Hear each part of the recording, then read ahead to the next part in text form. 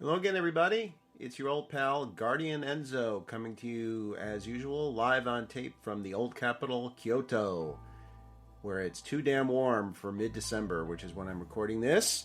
And it's time for another Lost in Anime Season Preview, Winter 2024. Probably the 12th Winter Season Preview I've done. I don't know, I'm not counting, but that sounds right. But maybe only the second or third one I've done on YouTube. As longtime followers of anime, or of indeed Lost in Anime, know, winter is one of the smaller anime seasons. Winter and summer are pretty much always going to be smaller than spring and fall. Not necessarily not as good, because you can have great shows, just not as many of them. But the trend in recent years, of course, has been overtaxing the production capacity of the anime industry.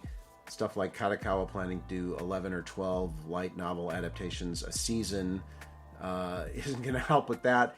And we're sitting at 51 shows by my reckoning as I record this, which for a winter season is an awful lot. But it is what it is. 51 shows, and on my website preview on LAA, the link of which you will find in the description, is we're covering 16 shows this season, which is just a hair below 1/3, which is pretty darn close to where I usually wind up. My overall kind of nutshell take on the season is kind of an all or nothing season. There's a lot of shows which for me represent big potential and big quality at the top, not a hell of a lot in the middle, and then a hell of a lot of wild cards. So it looks like it may be a quality over quantity season, which I'll take, frankly, if it's one or the other, although you love to have both.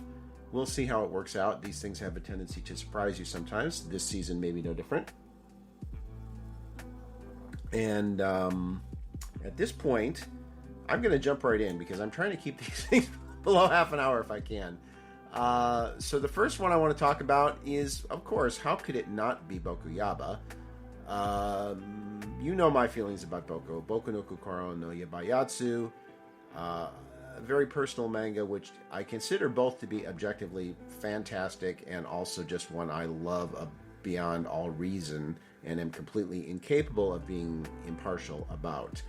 And we had our first season last spring. It was great. Didn't completely capture the charm of Sasaki Norio's art most of the time, although it had some great moments.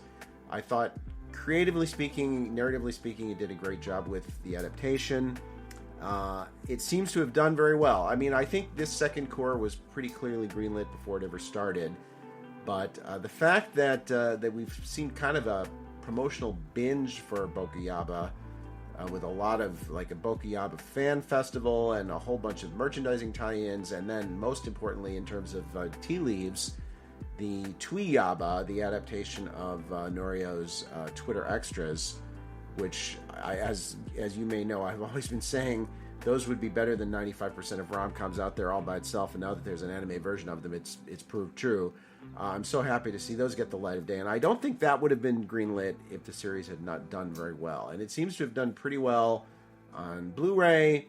The anime has, the manga has seen a very nice volume jump as a result of the anime, and frankly, Season 2, in terms of content, should beat the pants off Season 1. Which was great, but Season 2 has absolutely incredible material. It's going to break the internet many times over. And it should, I mean, we had kind of the same arc with the manga in terms of aggregator scores and fan reaction that happened with the first season of the anime with new viewers. A lot of initial skepticism, a lot of hostility towards Ichikawa Kyotaro, the main character, which over time morphed into adoration, and by the end it was rated extremely highly. I can only imagine the second season will be much more broadly loved right from the beginning. We also have, on top of that, the track record of Shimane and the director Akagi Hiroaki, who dramatically improved from season upon season with the Takagi-san adaptation. Part of that was to do with the subject material there too, although they had to make more changes because the manga demanded it. Boku Yaba really only needs a pretty straightforward literal adaptation to be great. I don't see a whole lot of uncertainty in terms of either how this season will be or how it will be received. It should be great and it should be loved.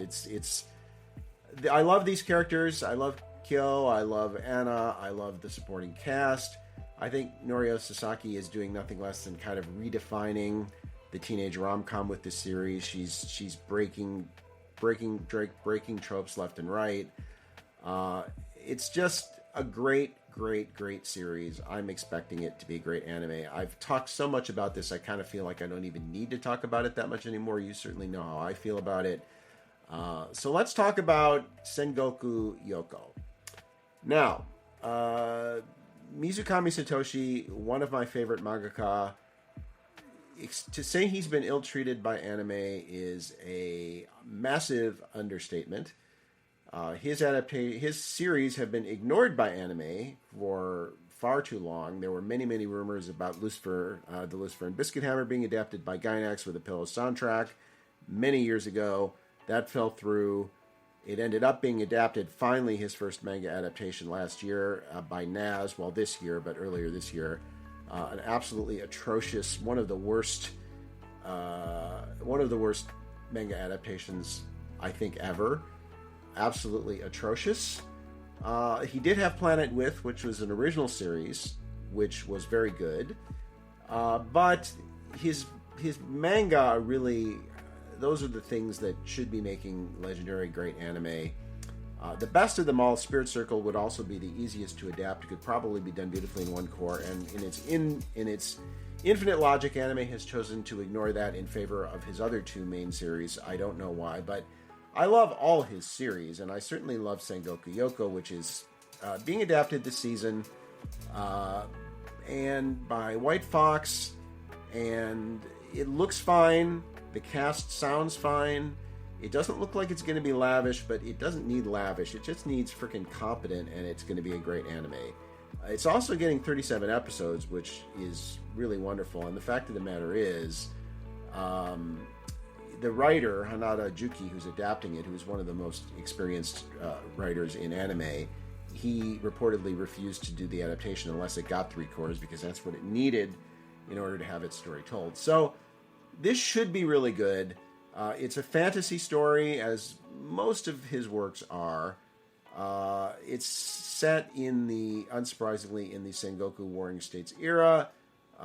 There's demons, there's humans. The demons are a little bit different than what we see in most scenarios. They're called Katawara here. It's a very complex story, but in usual Mizukami fashion, it's driven by just an absolutely endearing and charming and lovable cast of goofs. A great mix of pathos and drama and action and uproariously funny comedy. Judging by the previews, I actually did see a preview event for this at the Kyoto Manga and Anime Fair, which was pretty extensive. It looks good. It doesn't look lavish, as I said, but it doesn't have to be in order to be a great anime. And I'm fully expecting this to be a great anime. And, God knows if anybody deserves it, it's Mizukami. The only ones who suffered more than Mizukami fans is Mizukami himself. So hopefully this is finally the manga adaptation he so richly deserves, and his fans so richly deserve after much waiting. And hopefully it does well enough to encourage a production committee to greenlight Spirit Circle, which to me is one of the 5 best manga ever written, and could be an absolutely wonderful anime. The last one in my top tier, which, as you may know, I call the highest expectations tier, is Dungeon Meshi, which is an anime I have been predicting for many years. I don't know why it took so long for Dungeon Meshi to get an adaptation. The manga is richly rewarded by critics and competitions, and it's a very good seller.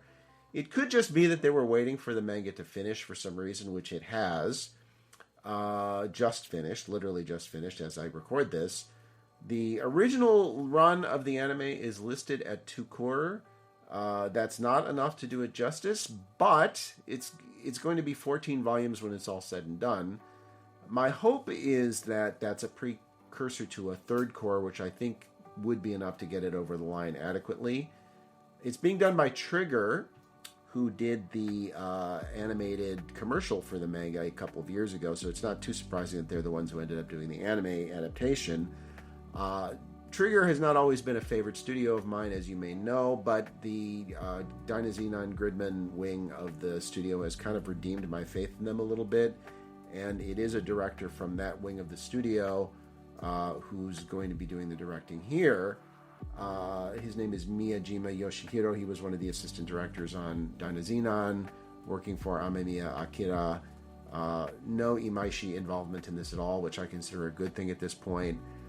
It's just a really clever fantasy, a party of adventurers, a very almost D&D fashion. You've got elves, you've got hobbits, so there's that, and you've got your thieves and your wizards, and the kick here is that the Laios, the protagonist of the series, although it's very much an ensemble piece, is obsessed with eating monster meat, and that really is the unifying theme that runs through it. It's an amazingly funny series, I will say this. It's not technically a comedy, but it's the comedy that stands out for me. It, again, like Sengoku Youko, has a fantastic cast. My favorite among them is the halfling Chilchak, who is one of the all-time great snark masters in the history of manga, and I'm fully expecting that to be my favorite character in the anime too. But the whole main party is really, again, it's just a lovable bunch of goofs. Having this and Sengoku Youko, both airing this season, they complement each other really well.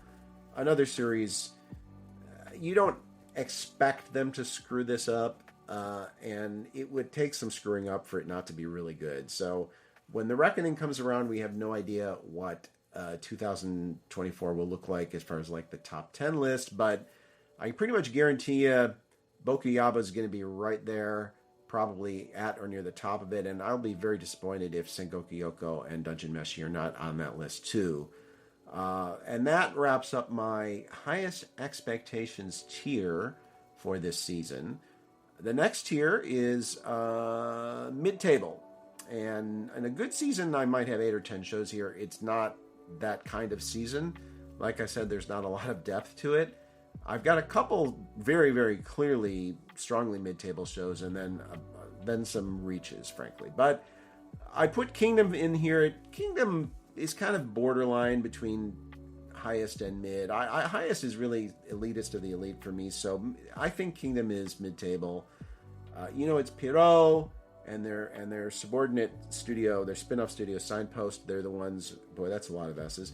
They're the ones adapting it. It's not the dumpster fire from a production standpoint that the first season was, at least for the first few episodes. It's stabilized at kind of a broadly mediocre level visually, but again, great writing. You know exactly what you're going to get with Kingdom at this point. Chinese military, Warring States era, really well written, interesting characters, huge cast, lots of action. No reason to expect anything different from Kingdom at this point. It's one of the top 20 selling manga of all time, and there's a reason for that. Next on that mid-table is Yubisaki to Renren, which has been localized as A Sign of Affection. Shoujo adaptation. We don't see too many of those these days. A lot of them go straight to live action. This one has gotten a lot of critical praise. It's very well regarded. I have not read it myself, but I know people who have, who really like it.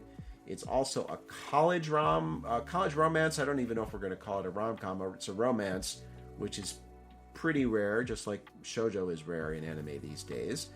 Good staff, not obviously brilliant at Ajido, who have tended to do some good adaptations. And it's about a hearing-impaired girl, college student, and a kind of a worldly guy who speaks many languages, including sign language, and the romance that brews between them. And again, while I have not read the manga, I have enough secondhand opinion that's that's come across my transom to make me think this is probably pretty darn good. No episode count yet, so we'll see on that. But the previews on this look really lovely. I have high expectations for this. After that, even though there's no teardrop off, I'm still in mid-table. I think those 5 shows are really the clear 5 standouts of the season for me, and after that it starts to get a little more uncertain.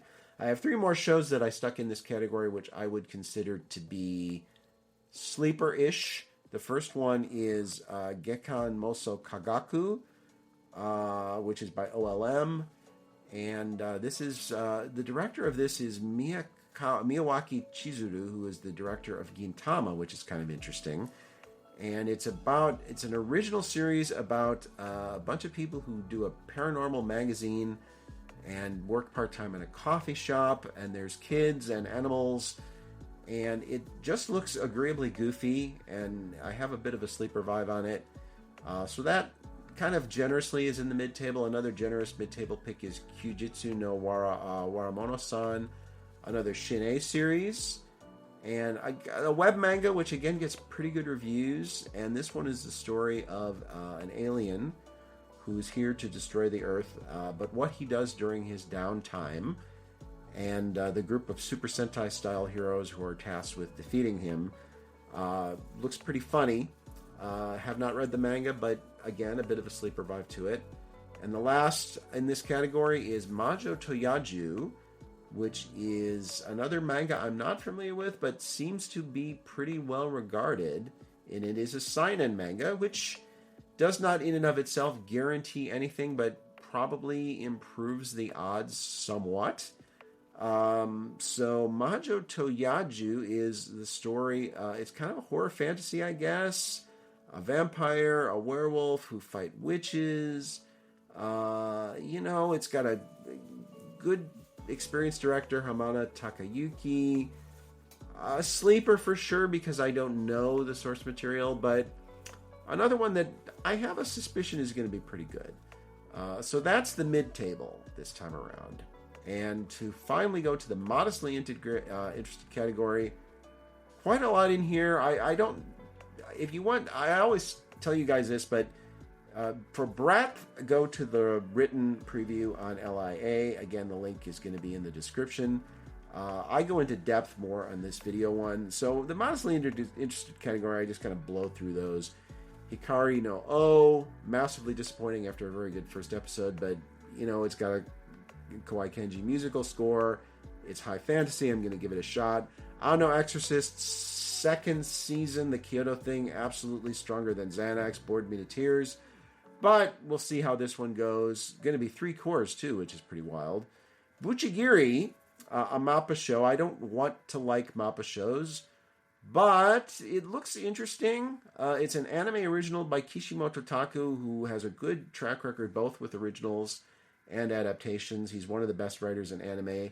He did 91 Days, which is one of the best, most well-written originals in anime for a long time.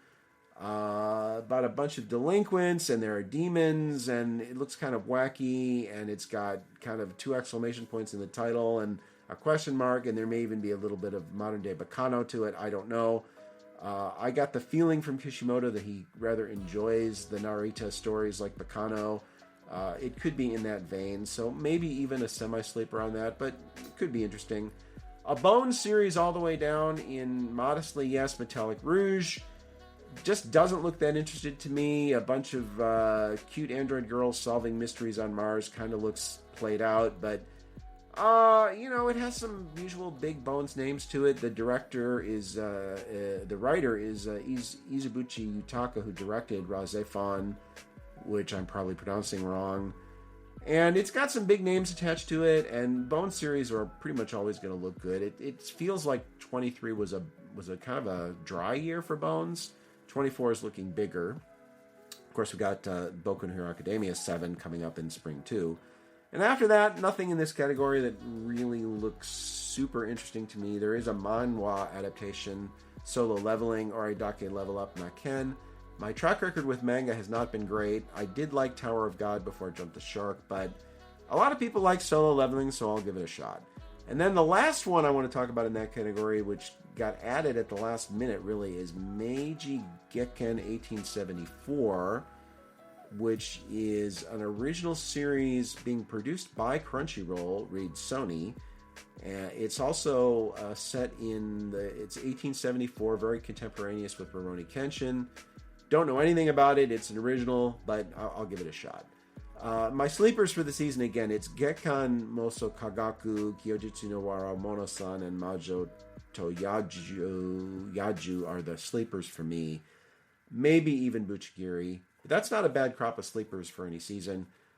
And that is that's the TV schedule for winter 2024. OVA's got Bupkis, Diddly Squat, Zilch. Nothing in the OVA category which I considered worth previewing. Not a shock given how creatively bankrupt OVA is these days, but there's nothing in there. Theatrical, again, winter, not typically a big theatrical season. Fall was pretty huge. The two I'm going to be looking out for, though probably not actually paying 1,800 yen to go see in a theater in Japanese, are the Haikyuu movie, Gomisuteba no Kessen, The Battle at the Garbage Dump, The Crows versus the Cats, adaptation of the Karasuno Nekoba match, therefore the fated rival match between Shoyo and Kenma. The big question mark with Haikyuu is what happens with the rest of the series, which requires a lot more than one more movie to finish it. It really needs at least another season with another core or so manga fans who love it, like Samu tell me. But it's a victim of its own success, and it's become more profitable to finish series, big shonen series, and the big screen than on TV. So Haikyuu may be getting gypped out of a final season for that reason. At the very least, it's going to get another movie or two, but it doesn't sound like another movie or two after this one is going to be enough to do it justice. So I hope it'll get another TV season. And last is Dead Demons Dededede Destruction, Asano Inio, which off the top of my head is the first Asano Inio anime adaptation. I have not read much of this, only a little. What I have read is Oyasumi Punpun, which I consider to be a legendary, wonderful, historically great manga, which I totally get why no production committee has said, yeah, let's do that. Obviously, huge problems with ever trying to adapt Oyasumi Punpun. I do think that Dead Demons is more straightforward in that sense, although it does have a lot of special effects-y and action kind of sci-fi stuff, so I can see why they're doing it as a movie. It's actually going to be a two-part movie. Whether that's enough to do it justice, I don't know, not having read the manga. Based on the number of volumes, it seems a little short to me, but we'll see. Again, that's going to be more probably of a Blu-ray one for me.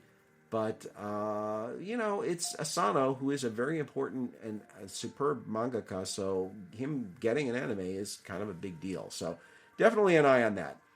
And that's fall, folks. Oh, excuse me, that's winter, folks. Winter, again, I won't say all or nothing because there are enough shows in that mid-table category that could step up and surprise that it could end up being a deeper season. And I think the one thing I can tell you for sure is any season that has Boku Yaba in it is not a bad season for me. And if Sengoku Youko and Dungeon Meshi turn out to be as good as I think they should, then if you have 3 shows of that quality, you've got a pretty darn good season. So that's my hope. And I thank you very much, as always, for listening. As I said, the link to the LIA, the written preview, which has more breadth than this one, is going to be in the description. Please check there. I hope you'll take a look and read that. As always, like, comment, subscribe, and also Patreon, PayPal, and Ko-fi are nice too. I'm totally self-funded on this, and I have no support in doing either the YouTube channel or the website, so any support you can give me is much appreciated. If it's financial, all the more so. But hey, just reading and commenting, I love you guys. Thank you for doing that too. I want to wish everybody, again, a great holiday season. I hope 2023 has been a good year for you, and I hope 2024 is even better. I will, of course, be checking back in with you very, very soon for the end of the year countdown and the anime of the year. So see you in a couple weeks on that one. And as I always say, because it can't be said too often, I have to reiterate it without fail every time, because by God, it's the most important thing I can ever tell you. For the love of Gok, stay frosty.